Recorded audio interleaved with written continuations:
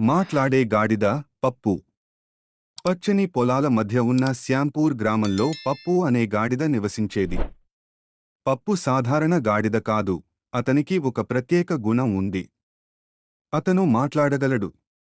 జగదీష్ తన భార్య రాధ, వారి పిల్లలు రవి మరియు పూజ మరియు పప్పుతో కలిసి జీవిస్తున్నాడు.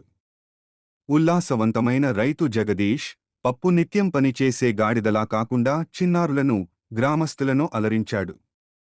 రోజూ ఉదయాన్నే జగదీష్, రాధ పొలాల్లో బిజీగా ఉంటే పప్పు పెరట్లో తిరిగేవాడు. ఏ పప్పు, నువ్వు ఈరోజు క్రోధంగా కనిపిస్తున్నావు, రాధ జోక్ చేసేది. కోపమా? నేను క్రోధస్వభావిని కాను.